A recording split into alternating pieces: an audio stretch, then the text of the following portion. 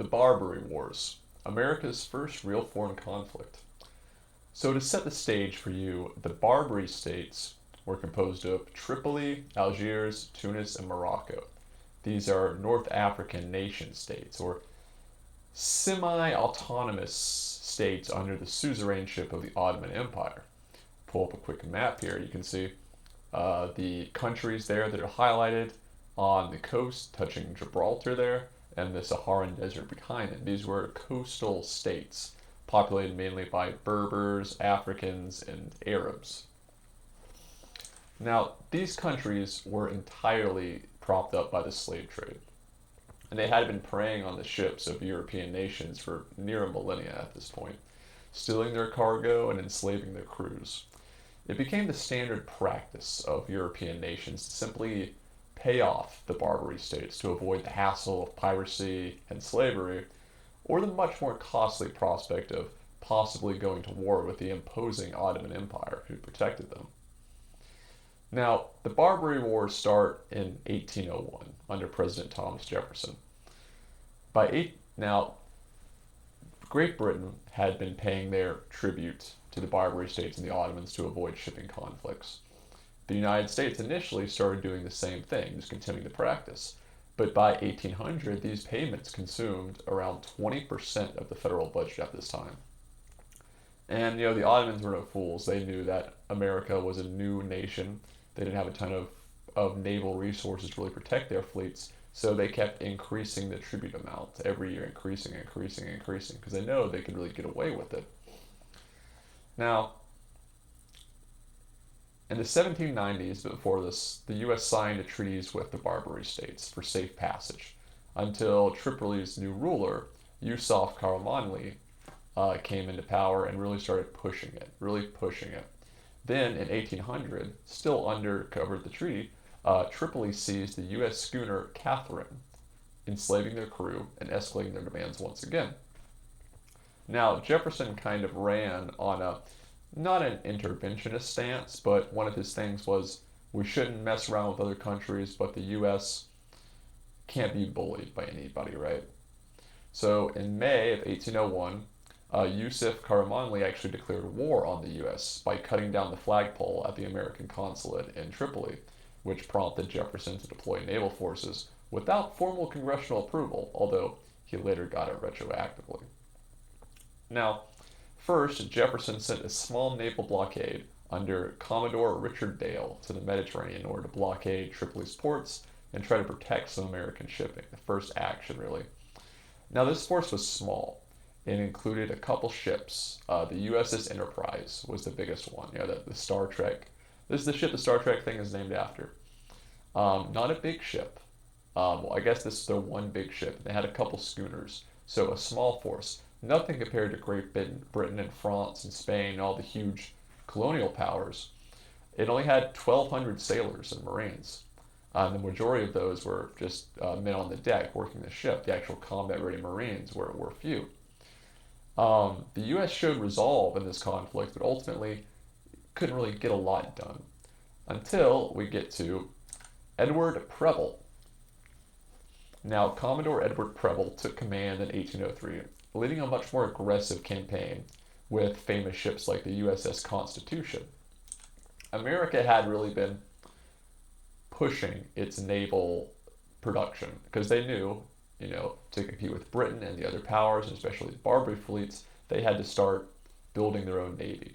And you kind of see a pattern here with the Barbary Wars that the U.S. starts out sort of small and aggressive against the Barbary fleets, but as time goes by, the Navy grows and grows, and the U.S. can start to really exert their influence more and more. Anyway, Edward Prebble took the Constitution and started bombarding Tripoli's harbor and engaged the Corsairs there. But the USS Philadelphia, another ship of a line similar to the Constitution, was lost and sunk in that battle. The ship actually ran aground, and 307 of its crew members were reported to be captured and enslaved by the Tripoli's. In February 1804, Lieutenant Stephen Decatur led a raid to burn the Philadelphia in Tripoli's harbor, preventing them from salvaging it and just looting it. It was more of a symbolic action than actually any denial of materials because the ships of the line the U.S. were building were not great secrets. It was kind of the standard. It was more of a, you can't take our stuff and get away with it. This really emboldened the American forces. It led to a great morale increase, and it led the public to believe maybe we can beat these guys. The Ottomans haven't declared war on us yet, which is strange because that's what everyone in Europe was worried about. Now, in 1805, Marine officer William Eaton organized a land campaign to try and overthrow Yusuf Karamanli. This was a force of 500 mercenaries, actually. So there was a small American detachment of Marines, and then Arabs, Greeks, Egyptians, a bunch of sellswords he recruited to bolster the forces. They marched 500 miles into Alexandria and captured the Tripolitan city at that time of Derna. This is actually the first U.S. land overseas battle. And Tripoli, if you ever heard the Marine Corps anthem, from the halls of Montezuma to the shores of Tripoli, we will fight our nation's battles. That's what the shores of Tripoli inaugurates.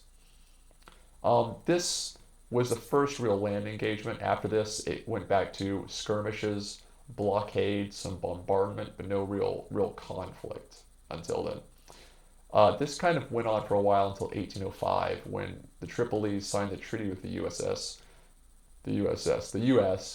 releasing the crew of the Philadelphia they had enslaved. The U.S. did have to pay a pretty hefty ransom of around $60,000, and agreeing to cease attacks on American ships. The U.S., and this is the funny part, so frankly, both sides lost a lot of face in this engagement. The Barbary states actually had someone stand up to them, which looked bad for them, and the U.S. won eventually, right? But it was more like both sides were really bleeding, so they decided to call it off and kind of return to the status quo, but the U.S. was respected a bit more. So officially, the U.S. stopped making tribute payments. However, they continued making gifts to the Barbary state to improve relations, which just so happened to be the sum of the former tribute payments. After this, Congress significantly expanded the Navy to 6 frigates. And this kind of established the U.S. in the eyes of the rest of the world as a growing power. Definitely not to the scale of the European Central Powers, but something on the up and up. And as it's called the Barbary Wars, I'm sure you can understand there would be another Barbary War. Now, during the War of 1812, this is when Britain and the U.S. went back at it again. This is actually when the British burned down the White House. And there was a lot of fighting, mostly in Canada and upstate New York. So during this time, the U.S. was really focused on Britain, right? Which allowed the Barbary corsairs to start resuming attacks on American ships as soon as they were able, basically. There was a new leader, Omar Agda, in Algiers, who demanded renewed tribute while simultaneously capturing the U.S. brig Edwin, enslaving all of their sailors. And to be clear, that the North African slave trade was not like the transatlantic chattel slave trade. The soldiers that were enslaved were often turned into eunuchs, so they couldn't reproduce, and so they were worked to death with like hard labor. And that's why they kept needing to get more slaves, because they kept working to death and getting rid of the ones they had just captured. It was a real turnover, if you want to think of it that way. So after the War of 1812 kind of ended, James Madison sought to really put an end to the Barbary piracy permanently. Congress agreed, and the entire Navy was sent in to Algiers. In 1815, Congress authorized the action against Algiers, Tunis, and Tripoli. Now, our old friend Commodore Stephen Decatur led a squadron of 10 ships, and that might not sound like a lot, but 10 big ships of the line, several frigates. It was a force, to be sure, especially in the Mediterranean, where you don't have big, well, I guess with Napoleon running around and Nelson, you do have some big battles around this time. But aside from that, this was one of the more larger engagements of the area. So they sailed to the Mediterranean, and the Barbary pirates were really surprised at the force the U.S. was sending. Um, they were just completely taken by surprise. The fleet completely blockaded Algiers and just bombed the hell out of it. Just artillery, just bombarding it until it was rubble, basically. Facing overwhelming force, Omar Agha surrendered in June 1815, and the U.S. negotiated a treaty requiring Algiers to release American prisoners without ransom and to actually pay them $10,000 in reparations and end the tribute demands permanently. The Commodore then sailed to Tunis and Tripoli, forcing similar treaties in 1815 and just really setting the scale across the board. Ultimately, these treaties ended all payments to the Barbary state, freed all the captives, and secured trade rights for the U.S. moving towards and around the Mediterranean. And like we said, this is the very first U.S. foreign war. The first one happening before 1812, the last one happening after 1812. So you have the British conflict in the middle there. But this is the first taste of the U.S. as interventionist, but not really, just like securing its own interests. And it made quite a stir in the rest of the European world about this. So let's talk about the Ottomans for a second. Okay? So if you look at it here, this is the Ottoman Empire around this period. Absolutely huge. Now, this is after Constantinople was captured and after the sieges of Vienna, and the Ottoman Empire is near its height here. They've got all of Anatolia, they've got parts of the Middle East, Persia Minor, the Arabian Peninsula, and the whole coast of North Africa, basically through their vassal states. So everyone was worried, all the Europeans were worried about going to war with the Turks, but it never happened. The Turks were just so busy putting down the constant Arab and Greek uprisings that they just didn't want to deal with fighting a European power, even one as so minor as America at this point. And it just wasn't worth their time, especially when their governors, the pirates, were kind of acting against their interests in a lot of the time. They were ruling very independently. So to sum it up, the elder European nations had been too scarred by the century-defining total wars against the Turks to ever contemplate that the emperor truly had no clothes. That they could, in fact, bring justice down upon the North African pirates that were enslaving their European kinsmen. Even the greatest naval power at that time, Great Britain, was content with just paying off the pirates and focusing their efforts elsewhere. During this period, America still had a strong unifying character and demographic homogeneity to take on a much, much larger force, and through sheer tenacity came out victorious. They had a superior fighting spirit, you might say, for the Barbary states and their Ottoman patron were superior in almost every other way, militarily, traditionally, in terms of their manpower, their forces, but the U.S. still won in this series of limited engagements because they really wanted it more. And the Ottomans were busy with other stuff, but that pretty much wraps it up. This is a period of history that's not really covered a lot, but it's the first American foreign war.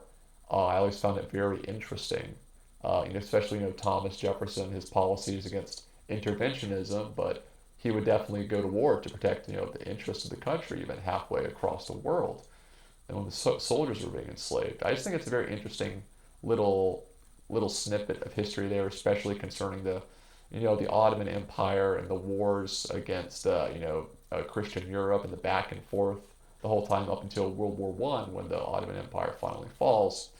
It's a nice little snapshot, but yeah, if you enjoyed the video, give it a like. Tell me what you think. That the Muslim Turks versus the Christian Europe and the back and forth. It's been France kind of switching sides a few times. It's very interesting.